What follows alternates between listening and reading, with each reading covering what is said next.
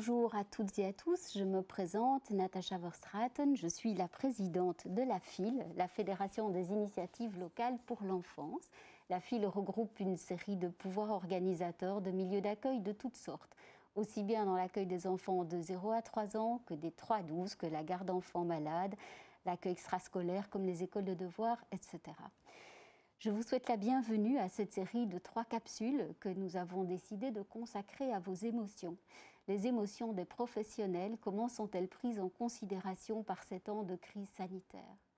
Alors initialement, ce 1er décembre, on devait se retrouver pour parler des émotions des professionnels dans le cadre d'un colloque, comme nous avons fait un premier colloque sur les émotions des enfants. Mais la crise Covid est passée par là, pour vous comme pour nous. Et comme vous êtes amenés à le faire au quotidien, nous aussi, on a dû rebondir et se réinventer. Il ne nous a pas semblé possible de ne pas donner une place à vos émotions par les temps actuels, où on sait qu'elles sont particulièrement exacerbées, vraiment importantes, et que vous avez peu l'occasion de les exprimer. Nous avons donc décidé de faire d'une difficulté une opportunité. Et nous avons donc le plaisir, avec ma collègue Lorraine Trévisan, qui est conseillère pédagogique à la FIL, nous avons le plaisir, toutes les deux, de passer un moment avec Monique Meifrout. Monique Meifrout, que je pense, elle va retirer son masque pour être sûre que vous la reconnaissiez bien, mais je pense que vous l'aviez reconnue. Monique, elle est à la fois psychologue clinicienne, mais surtout, elle connaît très bien les milieux d'accueil qu'elle accompagne, qu'elle forme et qu'elle supervise depuis de nombreuses années. Et je voulais vraiment la remercier parce que je crois que c'est un vendredi soir que j'ai appelé Monique en disant il faut absolument qu'on fasse quelque chose pour les professionnels, qu'on donne une place à leurs émotions. Et Monique a tout de suite dit oui, a tout de suite été partante en disant c'est important, il faut pouvoir en parler, il faut pouvoir les mettre en évidence. Et donc, nous voici partis dans ce projet qui a un double objectif. Donc, on sait que les émotions vécues pour le moment, elles ne sont pas particulièrement joyeuses. Il y a beaucoup d'émotions difficiles. On ne veut pas ici se faire un grand moment de dépression collective. Et vous allez voir qu'il y aura aussi beaucoup d'éléments positifs. Mais on a trouvé important de vous écouter, de vous permettre de vous exprimer. Donc, nous avons recueilli de nombreux témoignages, questions, interpellations, et je voulais déjà vous en remercier. Donc il y aura un premier temps pour donner la parole et la place à tout ça. Dans un deuxième temps, parce que l'idée n'est pas de rester là-dessus, mais vous nous avez aussi amené des choses positives, des outils, des pistes, des choses qui permettent de surmonter et d'avancer, parce que dans un premier temps, on a pu déposer ce qui n'allait pas. C'est ce qu'on va vous proposer au travers de ces 3 capsules, qu'on vous souhaite comme 3 petits moments de plaisir et de bonheur, parce que c'est dans les périodes de crise qu'on a besoin de ces petits plaisirs, de ces petits gestes qui permettent d'avancer. Alors, 3 capsules. La première, elle est consacrée d'une manière large à vos émotions. La seconde, en partant de ce que vous nous avez apporté, c'était de se dire, est-ce qu'on accueille encore tout à fait les mêmes enfants qu'avant le confinement? Est-ce qu'on accueille tout à fait les mêmes parents qu'avant le confinement?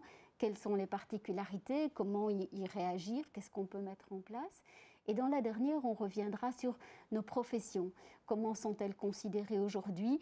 Comment on peut faire en sorte de les faire avancer, notamment par la prise en compte de ces émotions. Alors, on va pouvoir entrer ici dans le vif du sujet. Donc, je le disais, beaucoup de témoignages, beaucoup de questions.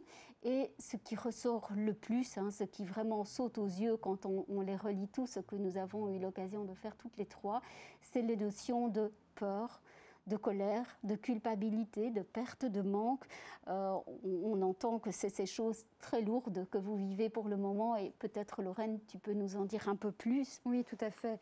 Mais c'est vrai donc qu'on a reçu beaucoup de témoignages et dans tous, à peu près, peut-être excepté un, il y a la notion évidemment d'anxiété, beaucoup de stress pour les professionnels de l'enfance.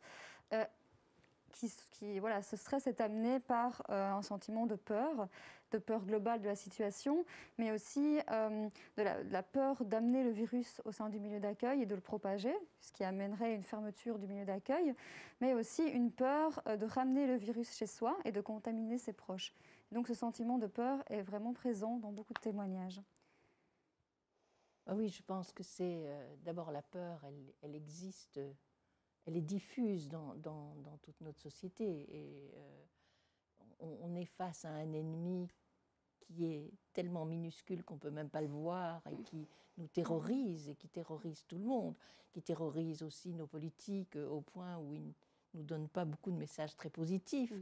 Et du coup, on est tous dans cette idée que l'autre est un ennemi possible et qu'on peut être un ennemi pour quelqu'un dont on souhaite être proche. Donc je pense que c'est vraiment cette peur-là d'être un mauvais élément ou que l'autre soit un mauvais élément pour nous. Donc un élément dangereux et même létal. Donc je pense qu'on est là dans quelque chose où la notion de la mort, elle est sous-jacente. Alors je le dis tout de suite parce que comme ça nous permettra d'aller mieux après. Mais c'est vrai, on est avec ces questions-là de savoir qu'est-ce qu'on pourrait transmettre qui viendrait attaquer l'autre sans qu'on ait l'intention aucune. Alors, c'est la question de la responsabilité dont on parle là. C'est comment est-ce que je vais me conduire professionnellement, mais de manière absolument parfaite, en ayant tout contrôlé, alors qu'on sait que dans la vie au quotidien et dans la vie d'une crèche, on est gouverné par autre chose que par une pensée, je dirais, robotique, de faire tel geste, et puis un autre geste, et puis un autre geste. Voilà, ce n'est pas comme ça que ça va. On s'est beaucoup battu pour qu'on puisse laisser place aux émotions entre les professionnels et les enfants, et puis tout d'un coup, on est en marche arrière en disant, eh ben voilà, il faut faire techniquement les gestes, il faut se masquer, il faut ceci, il faut cela. Et donc, je pense qu'on est dans quelque chose qui n'est pas simple du tout à faire, mais qui amène je ne trouve pas le bon mot, mais des espèces de tourments continuels. On peut se réveiller la nuit en se disant est-ce que j'ai bien lavé mes mains après, est-ce que j'ai bien soigné cet enfant comme ça, etc. Avec en prime, je dirais, la question de la confrontation des collègues, des parents, etc. Mais je pense qu'on va y revenir. Donc cette peur, elle est absolument, j'allais dire, presque épaisse, tellement on a l'impression qu'elle est là. Alors, qu'est-ce qu'on fait quand on a cette peur-là?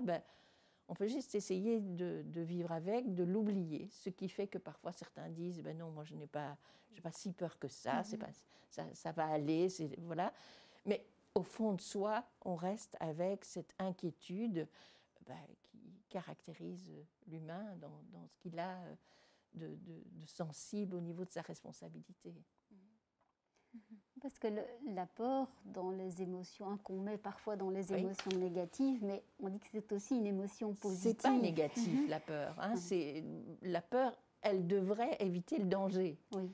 Alors, la difficulté ici, c'est que le danger, on le voit pas. C'est pas très compliqué de prendre un enfant quand on a l'impression qu'il risque de sauter du toboggan ou des choses comme ça. Mais ici, on est face à un ennemi invisible. Et ça rend les choses extrêmement compliquées. En plus, on a le sentiment que la société, je me permets de le dire, alors je dis la société, c'est peut-être pas la société, c'est peut-être certaines personnes dans la société ont tendance à vous culpabiliser avant de commencer. Voilà, je voyais ce matin porter un masque pour protéger les autres sur l'autoroute. Mais c'est pas juste de dire ça, c'est aussi se protéger pour protéger les autres. On est bien d'accord, c'est se protéger et protéger les autres. On n'est pas... voilà. Et je pense qu'on est là maintenant dans un truc compliqué parce que si on est jeune, on est censé ne pas respecter les règles et donc on est suspect. Si on est vieux, c'est à cause de vous qu'on est obligé de porter le masque pour vous protéger. Je pense qu'il y a là quelque chose de très dangereux, qui est qu'on va avoir tendance à cibler ceux qui pourraient être des dangers pour les autres. Et il suffit de regarder ce qui se passe à Unia et de voir que la question de la discrimination est devenue de plus en plus importante. Donc ça montre que ça n'atteint pas que les puéricultrices, ce dont je parle là, ça atteint tout le monde. C'est quelque chose de très lourd et qu'il va falloir... Et moi, je trouve que ceci est une très belle occasion parce qu'on devrait faire ce travail avec tout le monde. Oui.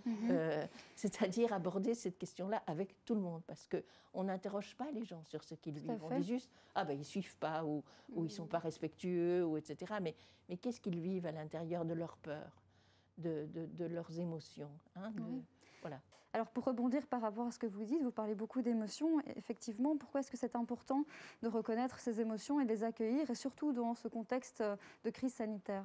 Alors, c'est important de reconnaître les émotions en toutes circonstances. Je dirais ça comme ça. Maintenant, elles sont extrêmement vives et elles sont très prenantes dans cette période parce que justement, il y a une peur globale et qu'on nous distille d'ailleurs très régulièrement. C'est important de les reconnaître parce que ça ne nous rend pas faibles de dire qu'on a peur. Ça, au contraire, ça permet de mentaliser, c'est-à-dire d'avoir à l'esprit et dans notre psychisme cette reconnaissance qui va faire que déjà, et sans qu'on s'en rende compte d'ailleurs, c'est parfaitement inconscient, notre psychisme, justement dont je parlais, va réagir pour essayer d'inventer des stratégies pour se défendre. Donc, parler des émotions est essentiel. Ça n'est pas un travail, je dirais, intellectuel, c'est un travail émotionnel qui va faire qu'on va devenir plus riche dans ces stratégies de pouvoir vivre avec ces sentiments, ces pulsions, ces émotions, enfin tout ce qui nous caractérise en tous les cas. Hein, donc c'est important, c'est pas... Il ne faut pas avoir peur. Et je pense qu'on parfois, on a peur de dire qu'on a peur. Tout à fait. Et on a peur d'être mal reçu si on dit qu'on a peur, comme si on était fragile ou... Ça me fait penser dans les témoignages, il y a certains professionnels qui disent que pour être professionnel, il faut mettre les émotions de côté. Absolument. Alors qu'au final, j'ai l'impression, par rapport à ce que vous dites, que pour être professionnel, il faut justement prendre en considération ces émotions. Alors ça, c'est vraiment quelque chose qu'on a entendu... je pense que Natacha, qui, comme moi, poursuit ce travail depuis longtemps, on entendait ça. Pour être un vrai professionnel, il faut mettre de côté ses émotions. C'est faux. Parce que d'abord, on travaille avec des enfants, et entre autres des petits-enfants. Et que ces petits-enfants ont quelque chose de très spécifique, c'est que ce sont des aimants à émotions.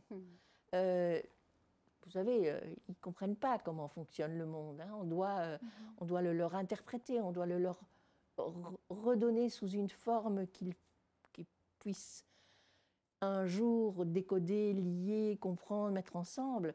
Et donc, on ne peut le faire qu'à partir des émotions. Quand un enfant pleure, une professionnelle, qu'est-ce qu'elle fait ? Elle prête son appareil à ressentir à l'enfant et elle se dit « Ah mais là, il pleure et oh là là, je l'ai vu et il pleure comme ça devrait vouloir dire qu'il n'est pas très heureux ou il est un peu fatigué. » Alors, ce n'est pas quelque chose de mécanique, ça. Ce n'est pas « il est quelle heure ?»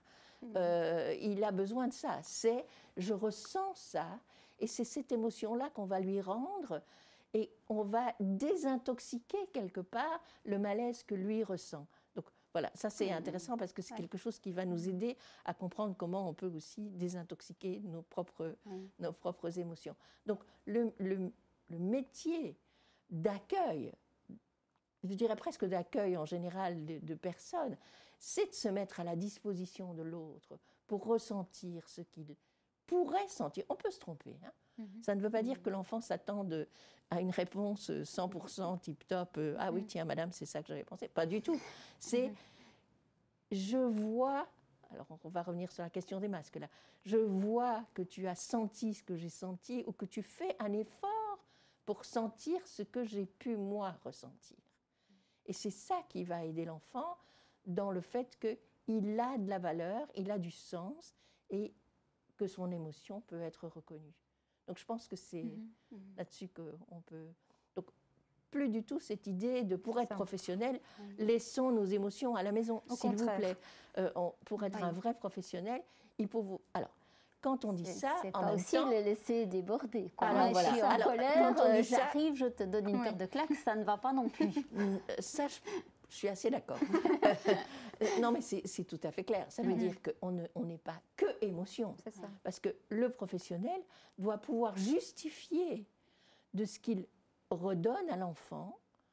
Il doit pouvoir avoir une réponse qui a du sens et dont il peut rendre compte. Je l'ai fait comme ça, j'ai pensé que... j'ai ressenti ça, mais j'ai aussi pensé que c'était inadéquat, par exemple, de le remettre au lit ou de le prendre dans les bras, ou au contraire de ne pas le prendre dans les bras, etc. C'est-à-dire qu'effectivement, ça n'est pas être que dans l'espèce de magma émotionnel, c'est qu'est-ce que je peux, moi, en tant que professionnel, proposer à l'autre. Oui, tout à fait. On peut être en colère, mais ce n'est pas une raison pour se fâcher tout rouge. Et, forcément, c'est qu'est-ce que je peux en faire pour pouvoir donner à l'autre quelque chose de ce qu'il m'a inspiré, mais de manière compréhensible et de manière audible pour lui. Parce que tu parlais de ces tensions qui traversent les sociétés, elles se ressentent aussi fort dans les équipes. Ah, ça, c'est plus que clair. Alors, les équipes, la personne qui est en quarantaine et qui, par exemple, est une jeune puéricultrice, c'est dit ou c'est pas dit, mais c'est bon, est-ce qu'elle a vraiment fait suffisamment attention? Et donc on sent beaucoup de culpabilité aussi, qui est quand même, à mon sens, mais tu me diras, peut-être pas une émotion ou un sentiment très positif, mais beaucoup de culpabilité. Je suis absente, est-ce que c'est de ma faute? J'ai pas bien fait les choses? Ou à l'inverse, la colère sur la collègue qui est absente pour la deuxième fois, qui pour la deuxième fois en quarantaine parce qu'elle a quelqu'un. Et toutes ces tensions qu'on n'a pas beaucoup l'occasion de se dire, puisqu'on ne peut pas se parler trop ou dans trop petits groupes. Oui, non, c'est quelque chose qui se vit, cette dynamique d'équipe qui est si précieuse. C'est vraiment important quand on peut se dire les choses, quand on peut parler, devient un peu tabou quand même, parce que comment dire à quelqu'un qui est malade ou qui a quelqu'un de malade chez elle qu'on est très fâché avec elle? C'est pas possible. Non. Et pourtant, c'est humain de se dire... Merde alors, enfin, si vous me permettez, c'est pour ma pomme. Et vraiment, il y a des questions même très, très pratiques qui se posent. Quand on a une collègue qui est malade ou qui est écartée, ça veut dire comment on va gérer un plus grand groupe d'enfants tout seul? Comment on va faire de garder une qualité relationnelle si on a, je ne sais pas moi, 10 enfants pour soi toute seule à gérer? C'est compliqué. Et on ne le fait pas nécessairement au nom de « je suis plus fatiguée, j'ai plus de travail et elle me laisse tomber ». C'est « mais qu'est-ce que ces pauvres enfants doivent vivre, de devoir attendre leur tour, de ne pas pouvoir manger quand ils ont faim tout de suite ». Enfin, ce genre de choses-là, ce n'est pas seulement en son nom propre, c'est aussi au nom de l'enfant. Et puis, c'est aussi le rapport avec les parents qui va changer, etc. Donc, ces dynamiques, elles sont importantes. Et en plus, comme tu le dis, elles ne sont pas soignées à ce stade-ci, ce qui pour moi est extrêmement dommageable et parfaitement, si je peux dire, non justifié à mon niveau, à moi, de psy, parce que c'est le moment où les gens ont le plus besoin de pouvoir aborder. Or, on ne fait plus de réunions d'équipe, on ne fait plus de formation, enfin les psys comme moi ne sont plus autorisés en crèche. Ce que, sur le plan sanitaire, je peux comprendre, mais sur le plan de la santé mentale, je ne peux pas comprendre. Parce que c'est là où on va avoir, après ça, des choses beaucoup plus difficiles à gérer, certainement, et des vieux reliquats de colère rentrée, de culpabilité rentrée, voilà. C'est vrai que là, on parle des équipes et ce qui revient également beaucoup dans les témoignages, c'est ce manque de convivialité entre collègues, alors que c'est quelque chose qui est très important pour les professionnels de l'enfance, comme pour tout le monde, mais ce lien entre collègues, ce lien social. Et donc, voilà, comment trouver de nouvelles manières d'être en lien entre professionnels de l'enfance? Bah oui, je pense que le plus grand dommage de ce virus est de nous délier des autres. Et de penser que tous les liens peuvent être toxiques ou dangereux. Et donc, en crèche, c'est très évident, ça. Les puéricultrices, comme dans tous les groupes, ne se parlent plus ou ne se parlent plus de la même manière. Donc, je pense que c'est important de faire en sorte de quand même arriver à faire un soin là de groupe. Mais j'ai un peu perdu ton fil, en fait. Je disais que dans les témoignages, c'est ce dont on parle ici les dernières minutes, c'est qu'il y a vraiment un manque de... Elles ressentent en tout cas un manque de convivialité entre collègues. Voilà, un manque de rythme aussi. On perd un peu voilà, ce lien social. Il y avait par exemple dans un témoignage quelqu'un qui nous disait, voilà, j'ai une collègue qui part à la retraite, on ne peut même pas le fêter. Il y a un enfant qui s'en va, voilà, qu'est-ce qu'on en fait? D'habitude, c'est un moment voilà, de partage, de joie, de contact social. Et qui marque des étapes. Qui marque des étapes. Et qui fait que le Covid n'est pas omniprésent. Sinon, il cache tout. Il casse aussi ces moments-là. Oui, tous les rituels, en fait. Tous les rituels qui sacralisent quelque part tous ces passages. Et voilà, et je pense qu'il y en a qui sont encore plus dommageables que d'autres. Fêter la retraite de quelqu'un, c'est quelque chose qui peut à la limite être postposé, même si ce n'est pas top. Mais enfin, un enfant qui s'en va, il ne s'en ira pas une deuxième fois. Un enfant qui arrive, il n'arrivera pas une première fois, encore une fois. Donc je pense que tous ces passages-là sont extrêmement importants et qu'on n'a pas l'occasion de les soigner. Je pense qu'on aura sûrement l'occasion d'en parler tout à l'heure quand on parlera des difficultés. Est-ce que les parents sont les mêmes? Est-ce que les enfants sont les mêmes à cause de... Et je dirais, au-delà de ce confinement, parce que moi, je ne suis pas que sur le confinement, c'est aussi sur la question de la pandémie, en fait. Le Covid nous a obligés à être des individus différents, masqués déjà. Et donc, ça change tout à fait les rapports entre les gens, ça nous délie les uns des autres, ça nous éloigne les uns des autres. Et à la crèche, c'est très, très évident. Comment est-ce qu'on fait une familiarisation alors qu'on est masqué, alors qu'on ne peut pas rester avec le groupe, etc. Donc je pense que tout ça, c'est extrêmement important. Et ça a des répercussions et sur l'attitude de l'enfant et sur le sentiment d'avoir fait son travail de manière adéquate. Alors on a peut-être été, en tant que puéricultrice, très adéquate sur la protection, je dirais, hygiéniste, pour reprendre cette expression-là, de l'enfant, mais est-ce qu'on l'a accompagné psychologiquement au mieux? Alors on est tiraillé entre les deux. Comment faire? Comment faire pour dire à quelqu'un, avec un enfant qui pleure, qu'on ne peut pas le prendre dans les bras ou qu'on ne peut pas le laisser courir vers soi parce qu'on ne peut pas le prendre, enfin ce genre de choses-là. Comment est-ce qu'on ajuste en fait les deux dimensions qui sont les gouvernails de notre profession en tant que puéricultrice ou en tant qu'éducateur? Comment est-ce que je gère cette partie que j'appellerais émotionnelle et la partie technique en fait?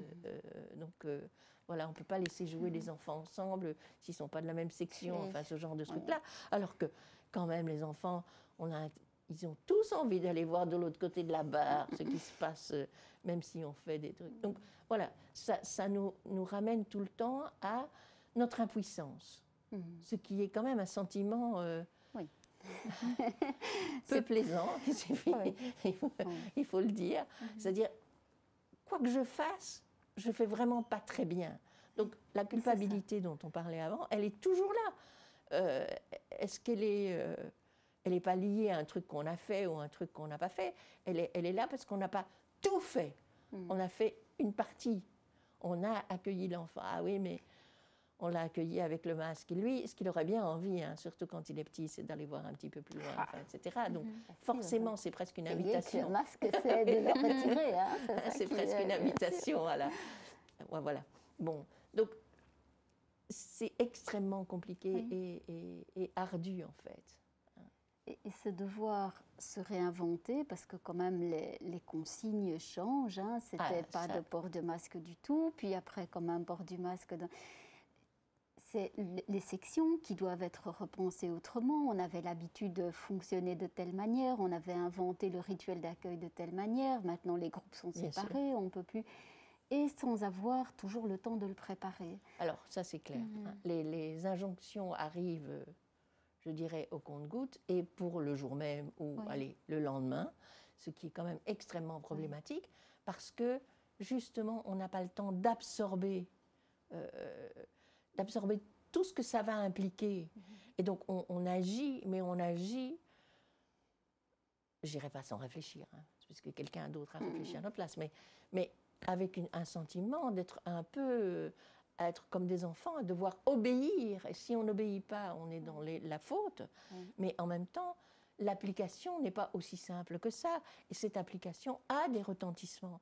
Bien sûr, si on dit, ah ben aujourd'hui, à partir d'aujourd'hui, les deux groupes ne peuvent pas se réunir, ben forcément, il va falloir gérer les choses autrement.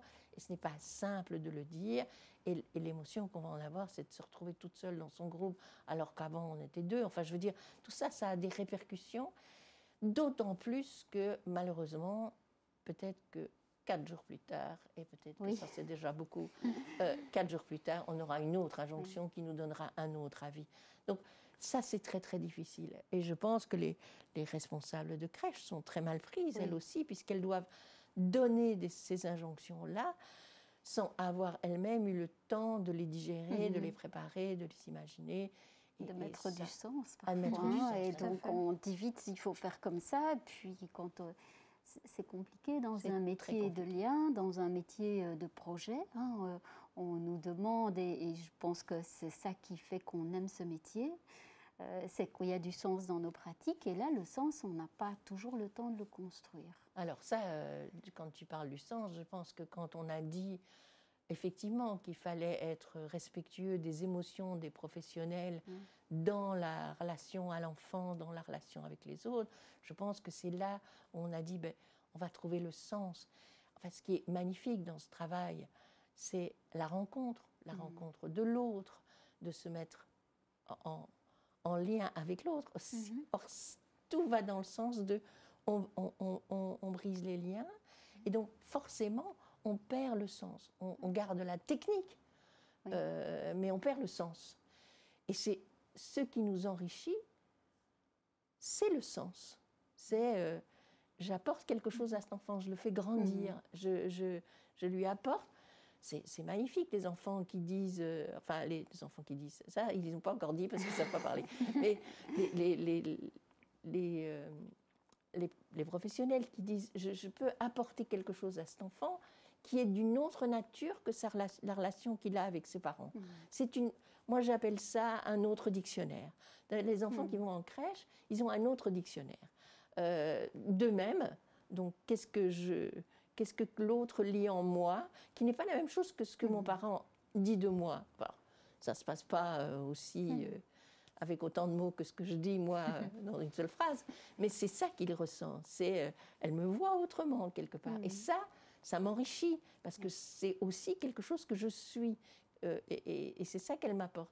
À partir du moment où on est dans quelque chose de beaucoup plus mécanique, de beaucoup plus pensé, dans le contrôle, stérilisé, contrôlé, ben forcément on perd ça. Et je pense que pour les enfants, c'est dommageable. Et c'est ce qui nous enrichit, nous, les professionnels, c'est quand on a l'impression qu'on fait une vraie rencontre avec l'autre. Enfin, dans ce métier, on n'est pas particulièrement bien payé, on y reviendra, mais qu'est-ce que ça nous apporte? Ça nous apporte la sensation d'avoir été important pour quelqu'un. C'est-à-dire quelque chose que les puéricultrices disent souvent avec un regret, c'est ah mais oui, mais quand il est parti, après ça, il va m'oublier. Ça, c'est un peu le risque. Donc, moi, je ne crois pas qu'ils oublient. Simplement, ils ne peuvent pas toujours dire à leurs parents qu'ils voudraient aller revoir la madame, d'abord, qu'ils ne reconnaîtront pas dans la rue parce qu'elle n'a pas la même tête que ce qu'elle a à la crèche. Mais c'est cette émotion-là qui est enrichissante et qui nous régénère, en fait, quelque part, dans le fait d'y retourner le lendemain. Tout à fait. Ici, justement, c'est dur, hein? Oui, tout à fait. Et par rapport à ce que vous dites, ça revient dans les témoignages. Cet aspect de toutes ces émotions qui sont compliquées à gérer, le stress, la peur, l'anxiété. D'un autre côté, quand on leur demande ce qui les aide, c'est d'aller travailler. Absolument. Et c'est le contact avec les enfants. Et donc d'y retourner. Et d'y retourner. Voilà. Et je pense que ça, c'est important. Mais pour ça, il faut quand même avoir une bonne équipe. Je pense que c'est plus facile à faire quand on a un entourage qui est prêt à parler, à écouter ou à trouver des moyens, en tous les cas. Moi, je crois que quand même, il y a beaucoup de téléphones qui circulent entre les puéricultrices et qu'elles s'envoient des messages de soutien, etc. Mais pour rebondir, parce qu'on a utilisé cette phrase-là, alors c'est une phrase qu'utilise beaucoup Boris Cyrulnik dans la question de la résilience, mais pour rebondir, il faut avoir quelqu'un qui est porteur, qui est tuteur, en fait. Ça, c'est son expression. C'est un tuteur. Et le tuteur, ce n'est pas nécessairement quelqu'un qui est plus grand, plus fort, mais c'est quelqu'un qui peut être là, qui peut écouter, qui peut entendre, qui peut décoder, qui peut dire, ah ben, tu sais, moi aussi, franchement, je rentre à la maison et je suis complètement à plat, enfin, ce genre de choses-là. Et c'est un partage. Et c'est ça qui peut nous aider à se dire que, ben voilà, on peut avancer quand même. Et avec une équipe soutenante, effectivement, c'est très important parce que c'est ce qu'on disait tout à l'heure. Il y a un manque de contact vu que les réunions d'équipe et les journées pédagogiques ne peuvent plus avoir lieu pour le moment. Donc voilà comment faire pour trouver des alternatives pour garder le contact. Absolument, on peut déjà plus manger ensemble. Voilà. Ça, c'est pénible. Enfin, je ne sais pas comment on dit ça en province, à Bruxelles. On appelle ça le café clash.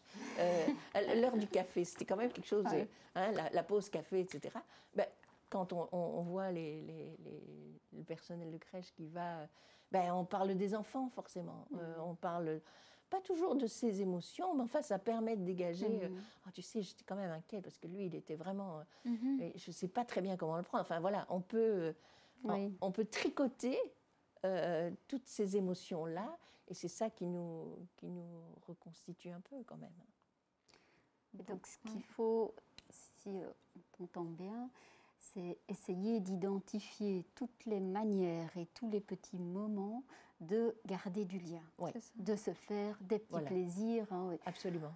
Un tableau de communication dans le réfectoire, un petit mot pour les collègues, c'est des petites choses, mais qui font du bien. Et toutes ces petites carnet, un petit... Absolument.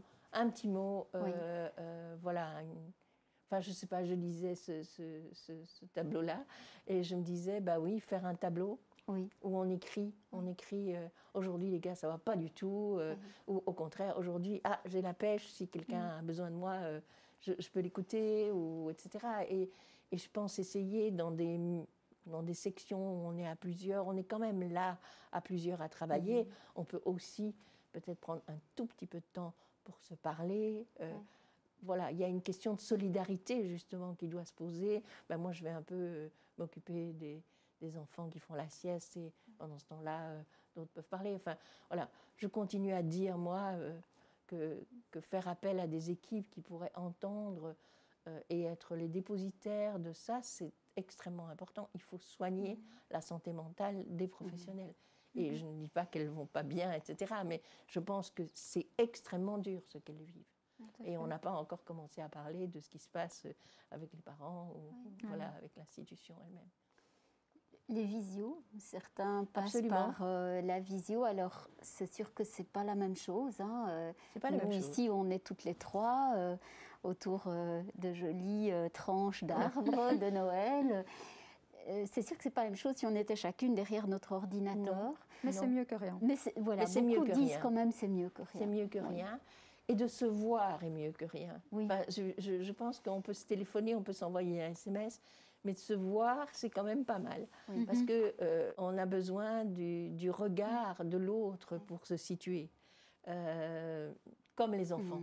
Parce que c'est quand même le lieu essentiel de la communication, même si on ne se parlait pas, on pourrait voir si l'autre a l'air d'accord, d'accord, sensible, pas sensible, etc.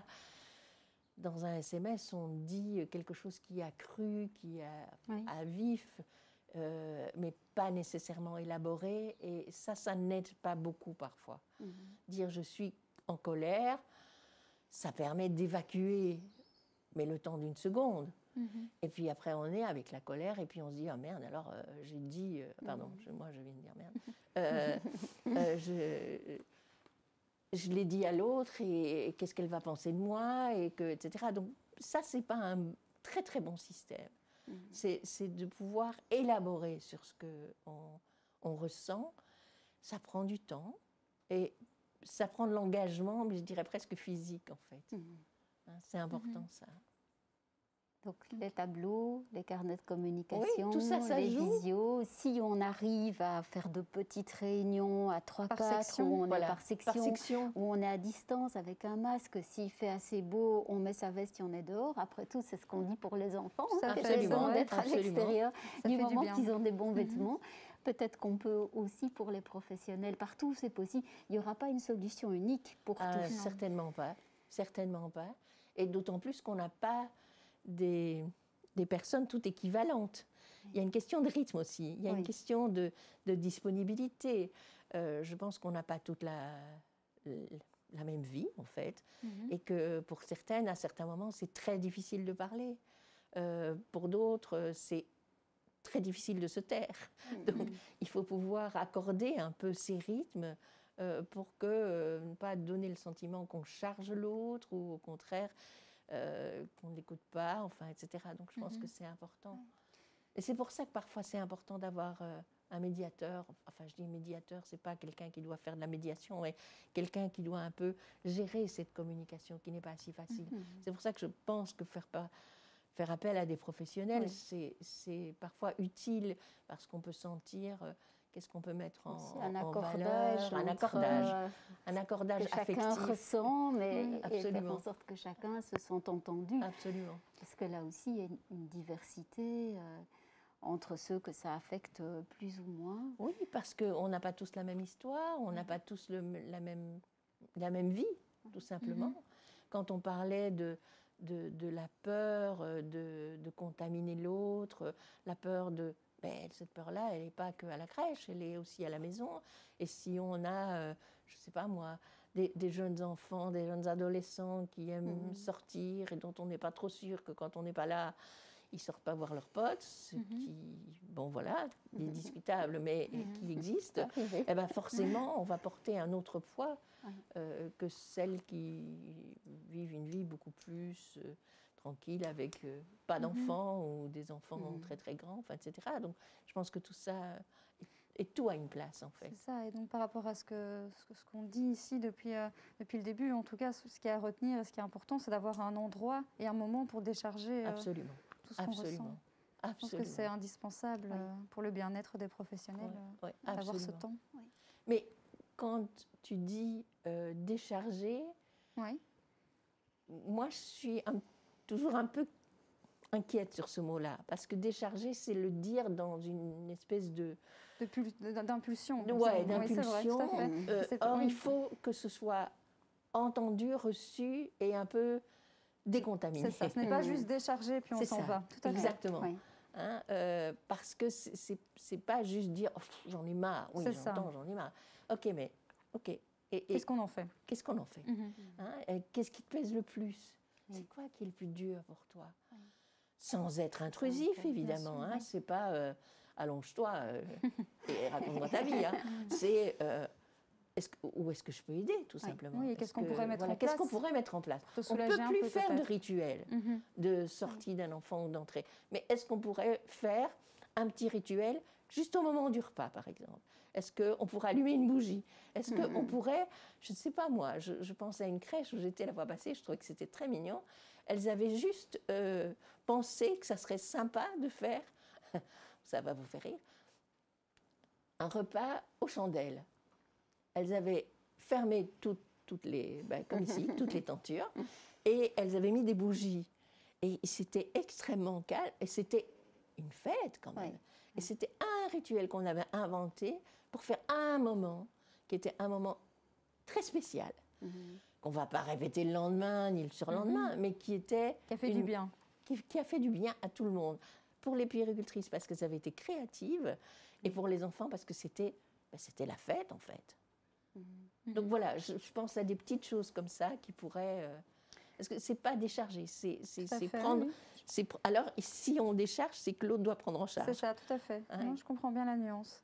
C'est pouvoir le déposer quelque part en faisant le pari que ça va permettre de se relancer dans quelque chose de créatif et de positif à sa petite mesure. C'est pas toujours ça doit pas être quelque chose de très... flamboyant. Reprendre un peu les rênes en tant que professionnel aussi, quelque part redevenir acteur, parce que dans le Covid, on n'est pas acteur.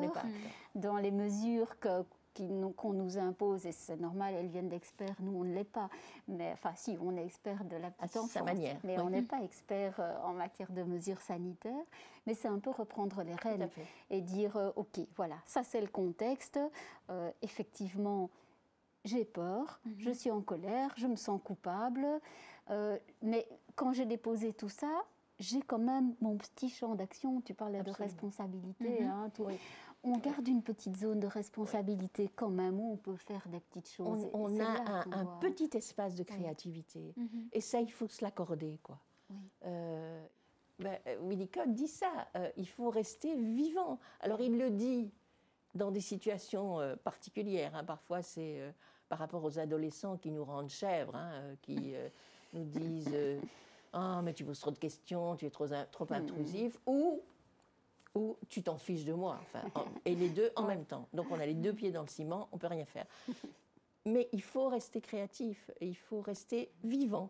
Et ici, c'est un peu cette situation-là, où notre marge de manœuvre, elle est extrêmement réduite, mais il faut se l'accorder. Pourquoi pas faire des choses un peu folles, quoi, ou un peu différentes. Voilà. Faisons-nous confiance, hein, Ouais. que les professionnels continuent à se faire confiance. Nous, on a Oui. confiance en eux. C'est difficile et on l'a vraiment entendu, on l'a lu. Enfin, c'était très poignant ce qu'on a lu, il faut quand Oui, même le c'est dire. vrai. Hein. On était dans la peine, dans la tristesse, parfois même dans la révolte, Aussi. de voir ce que les professionnels de la petite enfance que vous êtes vivaient. Oui. Mais on voyait quand même, et il faut la soutenir, cette petite flamme. Hein. Oui. Moi, je pense à un animateur qui m'a dit au premier confinement, donc là, il ne voyait plus du tout les enfants, hein, pour rappel, au moment où les écoles étaient fermées, et qui a envoyé un message en disant, moi, pourtant, il continue à être payé et tout normalement. Hein. Moi, je n'en peux plus. Et d'ailleurs, quand on reprend, je veux bien faire tous les tôt et tous les tards pendant tout le mois. Mais toi, je te prends au mot. Mais tellement, il y avait ce besoin de retrouver Absolument. les enfants. Et ça a été dur de reprendre avec une distance. Mais ils ont dit, qu'est-ce que ça nous fait du bien. Absolument. On avait besoin des enfants et les enfants avaient besoin de nous.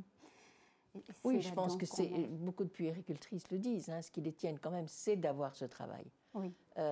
D'abord parce que je pense que on est tous dans un questionnement sur l'avenir, sur l'aspect financier de cette pandémie. Hein. Je pense qu'on ne peut pas, à moins d'être complètement Oui.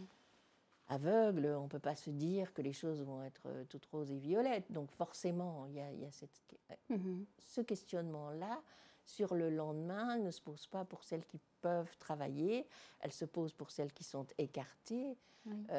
Pour les responsables parfois aussi. Parfois aussi. Qui disent viabilité financière. Voilà, donc c'est pas clair pour tout le monde.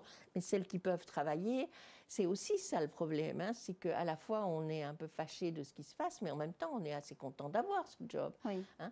Et puis il y a le sourire des enfants qui, eux, grâce au ciel, ne doivent pas porter de masque encore. Hein, on ne nous l'a pas encore imposé. Bon, voilà, tout ça joue. Mais c'est vrai, il y a l'essence même de ce travail, et puis il y a l'aspect purement matériel. Hein, je pense que c'est quand même quelque chose de très... ça existe, et il ne faut pas le nier. Hein, ça fait partie de la question de l'insécurité ou de la sécurité. Ça, c'est l'insécurité de base, quoi. Voilà. Est-ce que vous pensez qu'on a fait... On pourrait en parler longtemps, hein, bien sûr, mais est-ce que vous pensez qu'on a fait un premier tour ici de ces émotions, qu'on a pu donner de la valeur à tout ce ressenti des professionnels? Ah ben, on l'espère, en tous les cas, Oui. je pense.